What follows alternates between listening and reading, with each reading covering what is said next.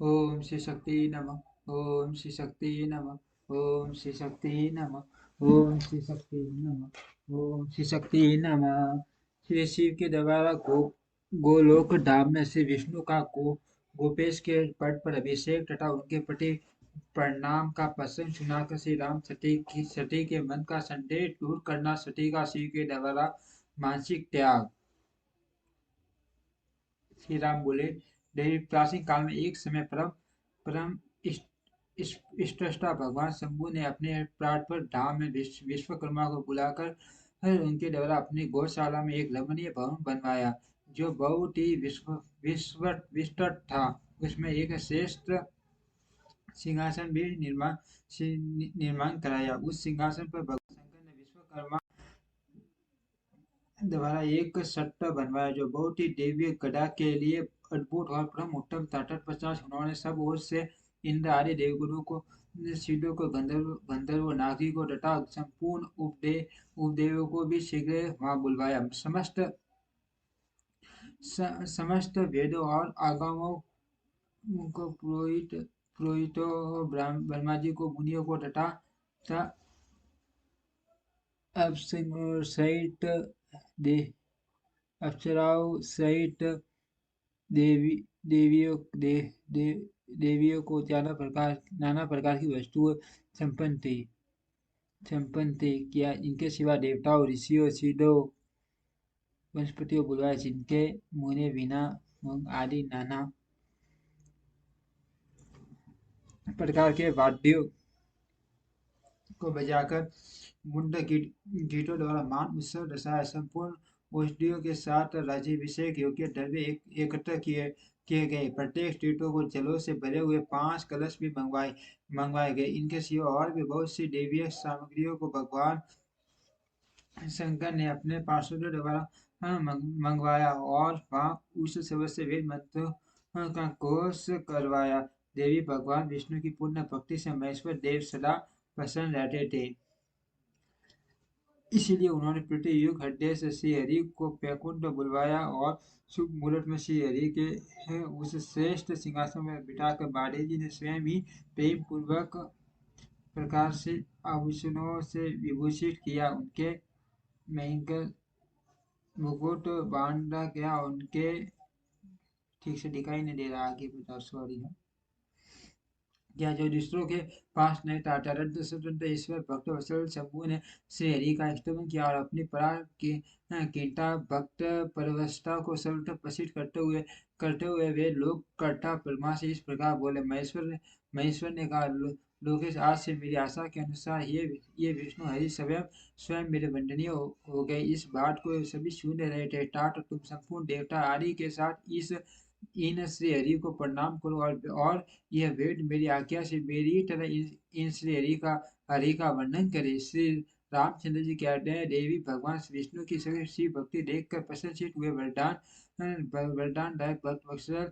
रुद्र देव ने उपयुक्त बात कहकर स्वयं ही गुरु ध्वज को प्रणाम किया। तदनंतर ब्रह्मा आदि देवताओं, मुनियों और सिद्ध आदि ने भी उस समय श्री हरि की वंदना की। इसके बाद अत्यंत प्रसन्न हुए भक्त वत्सल महेश्वर ने देवताओं के समक्ष श्री हरि को बड़े बड़े वर प्रदान किए। महेश बोले, अरे तुम मेरी आज्ञा से संपूर्ण लोकों के कर्ता, पालक और संहारक हो। धर्म, अर्थ और काम के दाता तथा दुर्नीति अथवा अन्याय करने वाले दुष्टों को दंड देने वाले हो। मान, बल, प्रकार, पराक्रम से संपन्न जग पूज्य जगदीश्वर बने रहो। स्मरणांड में तुम कहीं भी जीते नहीं जा सकोगे। मुझसे भी तुम कभी पराजित नहीं होंगे। तब तुम मुझसे मेरी दी हुई 3 प्रकार की शक्तियां ग्रहण करो। एक तो इच्छा आदि की सिद्धि, दूसरी नाना प्रकार की लीलाओं को प्रकट करने की शक्ति और तीसरी तीनों लोकों में नित्य स्वतंत्रता है। जो तुमसे द्वेष करने वाले हैं वे निश्चय ही मेरे द्वारा प्रयत्न पूर्वक दंडनीय होंगे। मैं तुम्हारी भक्ति विष्णु मैं तुम्हारी ये तीनों लोकों में नित्य सुनता है। जो तुमसे द्वेष करने वाले हैं वे निश्चय ही मेरे द्वारा प्रयत्न पूर्वक दंडनीय होंगे। विष्णु, मैं तुम्हारे भक्तों को उत्तम मोक्ष प्रदान करूंगा। तुम इस माया को भी ग्रहण करो, जिसका निवारण करना देवता आदि के लिए भी कठिन है तथा जिससे मोहित होने पर यह विश्व जड़ रूप हो जाएगा। अरे तुम मेरी बाई भुजा हो और विधाता दाहिनी भुजा है। तुम इस तुम इन विधाता के भी उत्पादक और पालक होंगे। मेरे हृदय रूप जो रुद्र है वही मैं हूँ, इसमें संशय नहीं। वह रुद्र तुम्हारा और ब्रह्मा आदि देवताओं का भी निश्चय ही पूज्य है। तुम यहाँ रहकर विशेष रूप से संपूर्ण जगत का पालन करो, नाना प्रकार की लीलाएं करने वाले विभिन्न अवतारों द्वारा सदा सबकी रक्षा करते रहो। मेरे मेरे सिंह में धाम में तुम्हारा जो ये परम वैभवशाली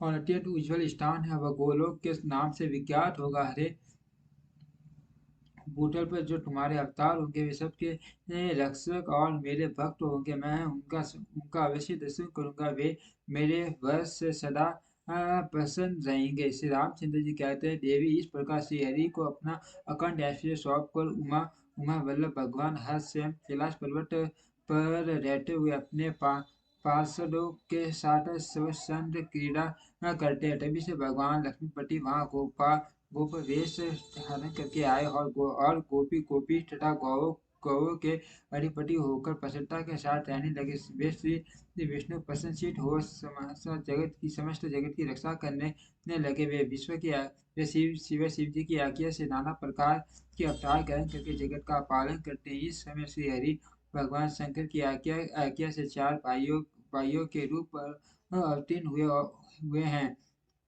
उन चार भाइयों में सबसे बड़ा मैं राम हूँ, जिसे भरत है, तीसरे लक्ष्मण और छोटे भाई शत्रुघ्न है। देवी मैं पिता की आज्ञा से सीता और लक्ष्मण के साथ वन में आया आया था। यहाँ किसी निशारस ने मेरी पत्नी सीता को हर हर लिया है और मैं विरही होकर भाई के साथ इस वन में अपनी प्रिया का अन्वेषण करता हूँ। जब आपका दर्शन हो गया तब स्वरूप में कुशल मंगल ही होगा। माँ सती, आपकी कृपा से उन्हें आपकी कृपा ऐसी होने से मैं कोई संदेह नहीं है। देवी, निश्चय ही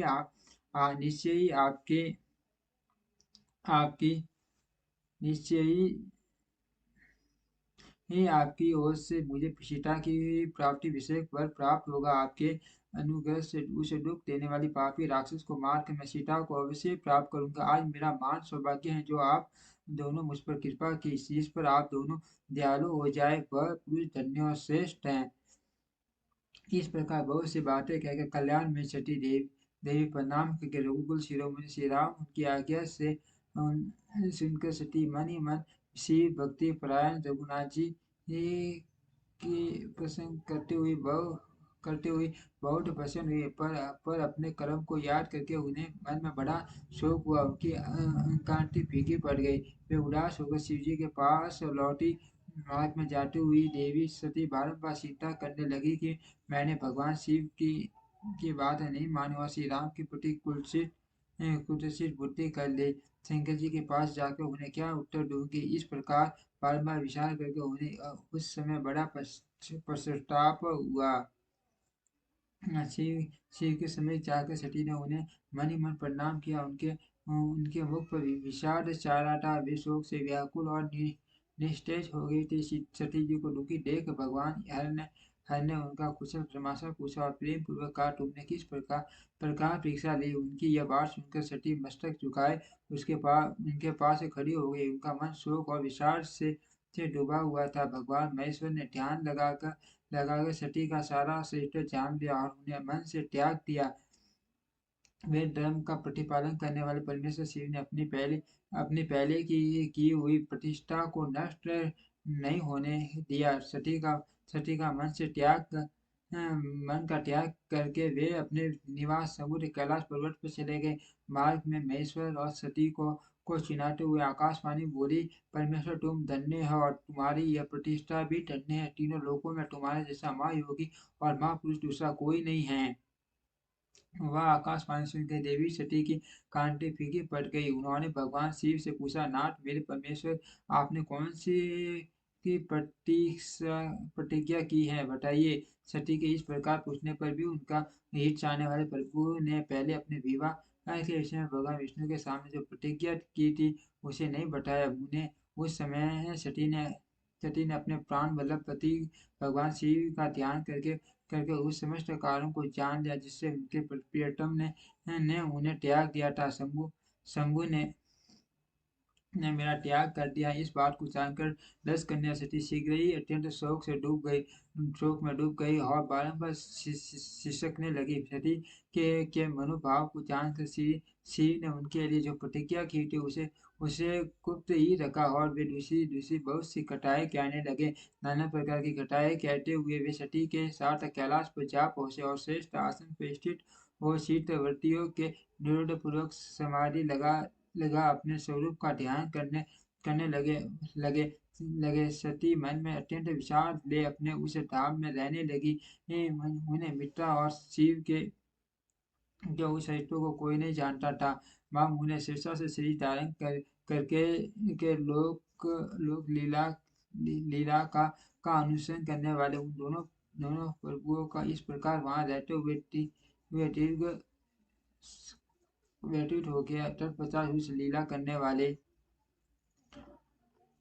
महादेव जी ने ध्यान तोड़ा। वह जानकर जगदम्बा सती सती आई और उन्होंने यति हृदय में शिव के चरणों में प्रणाम किया। उदास सेठा शंभु ने उन्हें अपने सामने बैठने के लिए आसन दिया और बड़े प्रेम से बहुत सी मनोरम कथाएं कही। उन्होंने वैसी ही लीला करके सती के शोक को तत्काल दूर कर दिया। वे पूर्ववत सुखी हो गए। फिर भी शिव ने अपनी प्रतिज्ञा को नहीं छोड़ा। ठाठ परमेश्वर शिव के विषय में यह कोई आश्चर्य नहीं की बात नहीं समझनी चाहिए। मुनि लोग शिवा और शिव की ऐसी ही कथा कहते हैं। कुछ मनुष्य उन दोनों में वियोग मानते हैं, परंतु उनमें वियोग कैसे संभव है? शिवा और शिव के सहित वास्तविक रूप से कौन जानता है? वे दोनों सदा अपनी इच्छा से चलते हैं और पार्टी पार्टी की लीलाएं करते हैं। सती और शिव वाणी और इनके पार्टी एक दूसरे से नित्य संयुक्त हैं। उन दोनों में वियोग होना असंभव है। उनकी इच्छा से ही उनसे वियोग होता है। ओम श्री शक्ति नमः। ओम श्री शक्ति नमः। ओम श्री शक्ति नमः।